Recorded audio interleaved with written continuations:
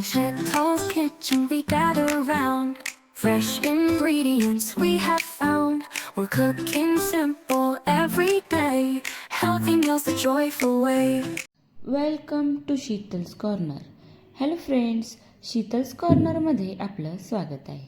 तर ईद स्पेशल आज आपण बनवणार आहोत शीरकुर्मा. आणि शीरकुर्मा बनवण्यासाठी आमच्या घरी आलेल्या भाभी त्यांच्याकडून ही रेसिपी शिकून घेतलेली आहे. तर त्यांनी ही रेसिपी कशी बनवलेली आहे ती आपण या रेसिपीतून पाहणार आहोत. अस्सलामुअलैकुम. नमस्ते. आज आपल्याकडं भाभी आलेले आहेत आणि त्यांच्या रमजान ईद निमित्त आपल्याला शीरकुर्मा कसा बनवायचा ते सांगणार आहेत. तर भाभी तुम्ही कोणकोणतं साहित्य वापरणार आहात आणि किती प्रमाणात वापरणार आहेत ते सांगा. एक लिटर मध्ये दूध मध्ये एवढं असं साहित्य वापरायचं आहे.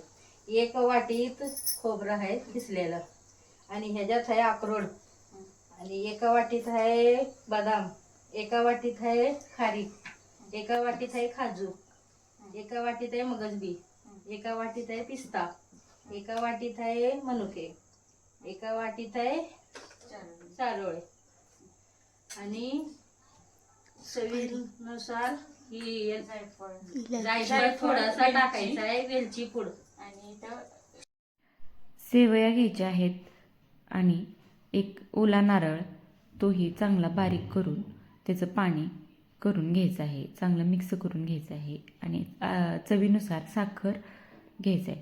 हे सगळं साहित्य अगदी तयारी करून ठेवायचं आहे. तर या ठिकाणी प्रथम आपण जे मगजबी आहेत ते चांगलं भाजून घेणार आहोत. मगजबी तूप न टाकता फक्त कढईमध्ये भाजून घ्यायचं आहे.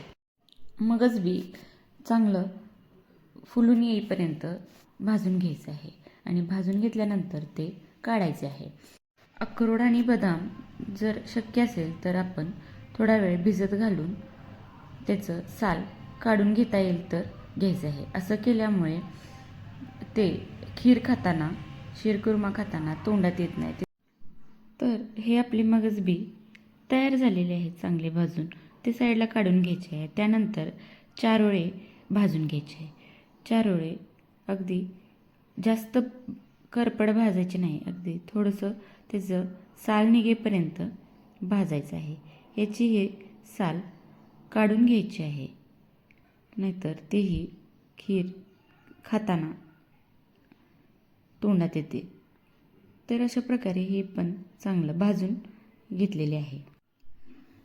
त्यानंतर सेवया कोरड्याच भाजायच्या आहेत, त्याच्यात कोणतंही तूप घालायचं नाही. असं भाजल्यामुळे उडत नाही आणि गट्टा होत नाही. तूप टाकल्यावर त्याचा गट्टा तयार होतो आणि हलवण्यास त्याचं त्रासदायक होते. त्यामुळं पटकन भाजल्या जातात, त्यासाठी कोरडेच हे इन्ग्रेडियंट भाजून घ्यायचं आहे. आता हे भाजले गेलेले आहे. तर आता यामध्ये थोडंसं तूप घालून ह्या शेवया साईडला काढून ठेवायचे आहे. तर बाकीचं सगळं चिरून वगैरे घेतलेलं आहे. तर आता आपण शीरकुर्मा करायला घेणार आहोत.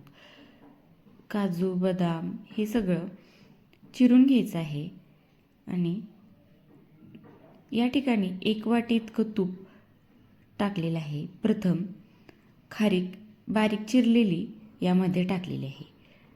खारीक बारीक चिरून टाकायची आहे.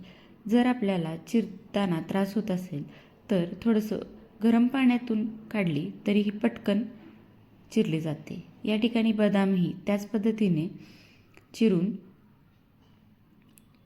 तेही चांगले तुपामध्ये भाजून घ्यायचे आहे. अक्रोड तेही यामध्ये टाकायचं आहे. अक्रोड टाकल्यानंतर आपण जी चारोळ्याची जास्त पेस्ट करायची नाही, फक्त थोडंसं दुखवून घ्यायचं आहे, थोडंसं चेचून घ्यायचं आहे. या ठिकाणी पिस्ता बारीक करून घ्यायचा आहे, तोही यामध्येच टाकायचा आहे. काजूचीही चिरलेला काजू टाकायचा आहे. आता यामध्ये जे बाकीचं काही आपण मसाला करून घेतलेला आहे तेही यामध्ये टाकायचं आहे. जे मनुके आहेत तेही चिरून टाकायचे आहे आणि चिरून टाकल्यामुळे आपली खीर चांगली होते. या ठिकाणी कोकोनट म्हणजे खोबऱ्याचे 4-5 चमचे किसलेलं खोबरं टाकायचं आहे. ते अगदी बारीक केलेलं टाकलं तरीही चालू शकते. तर आता हे चांगलं भाजून घ्यायचं आहे. अगदी छान खमंग वास सुटेपर्यंत हे चांगलं भाजून घ्यायचं आहे. आपल्याला दिसेल की त्याचा कलर थोडासा ब्राऊन होताना दिसत आहे, तोपर्यंत हे भाजून घ्यायचं आहे. आणि 4 ते 5 मिनिट भाजल्यानंतर यामध्ये असं जाणवतं की थोडंसं तूप अजून टाकणं गरजेचं आहे. तर आता या ठिकाणी अगदी 2 चमचे तूप आपण यामध्ये टाकलेले आहे. तूप टाकल्यानंतर लगेचच त्याचा कलर आणखीन छान दिसायला लागलेला आहे आणि वासही छान खमंग आलेला आहे. तर आता आपण यामध्ये जे ओला नारळ बारीक करून घेतलेला आहे तो यामध्ये टाकणार आहे. पाणी टाकून हा नारळ चांगला बारीक करून घ्यायचा आहे आणि परत तो या मिश्रणामध्ये टाकायचा आहे. यामुळे खीर आपली चांगली लागते. आणि हे आधीच टाकायचं आहे आणि नंतर मग दूध टाकायचं आहे. आपल्याला चवीनुसार साखर यामध्ये टाकायची आहे. या ठिकाणी 2 वाटी प्रथम आपण साखर टाकणार आहोत. अंदाज घेतच आपण साखर टाकणार आहेत आणि साखर टाकल्यामुळे जास्त साखर झाल्यामुळे ती खीर जास्त गोड होते. तर जास्त गोड चांगली वाटत नाही.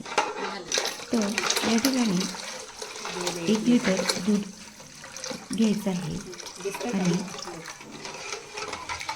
अर्धा लिटर इतकं पाणी ॲड करायचं आहे. जेवढं दूध घेतलं आहे त्याच्या अर्ध पाणी या ठिकाणी वापरलेलं आहे. तर ते चांगलं आता हलवून घ्यायचं आहे, मिक्स करून घ्यायचं. आता उकळी चांगली खळखळून उकळी येईपर्यंत आपण वाट पाहणार आहोत.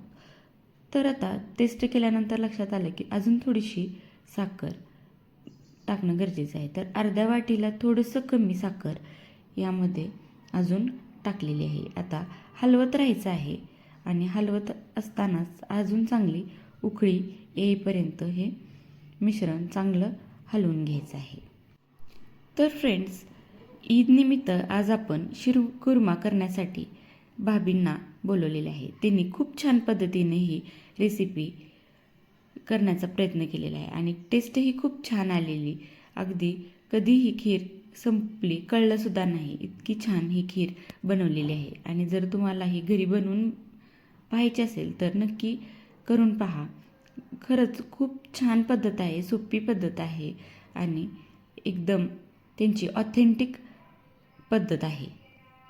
तर माझी नुकतीच प्रकाशित झालेली सुकलेल्या आठवणींचा झरा ही कादंबरी फ्लिपकार्ट अँड ॲमेझॉनवर उपलब्ध आहे. तर त्याची लिंक मी डिस्क्रिप्शन बॉक्समध्ये देत आहे. जर तुम्हाला हवी असेल तर तुम्ही तिथून विकत घेऊ शकता. तर आता शीरकुर्म्याला चांगली उकळी येत आहे.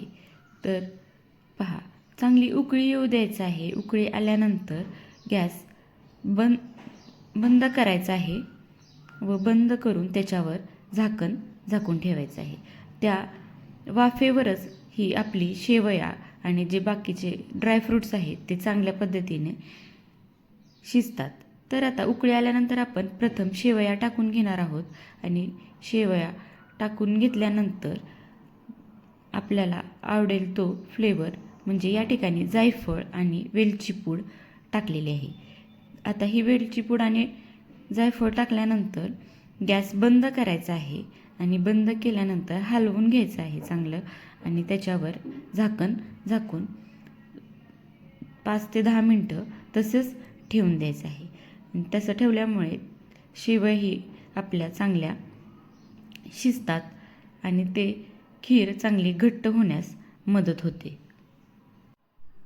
तर फ्रेंड्स, ही आपली खीर तयार झालेली आहे. तर असं झाकून ठेवायचे आहे, गॅस बंद करायचा आहे. तर सगळ्यांना ईदच्या खूप खूप शुभेच्छा. आणि ही आपली खीर तयार झालेली आहे. तर आमच्या भाभींच्याकडूनही तुम्हाला शुभेच्छा भाभी देत आहेत. ईद मुबारक, रमजान ईद की बहुत बहुत बधाई. तर कशी वाटली ही रेसिपी नक्की कमेंट करून सांगा. आवडली असेल तर लाईक करा, इतरांना शेअर करा आणि माझ्या चॅनलला अजून सबस्क्राईब केले नसेल तर सबस्क्राईब करा. थँक्यू.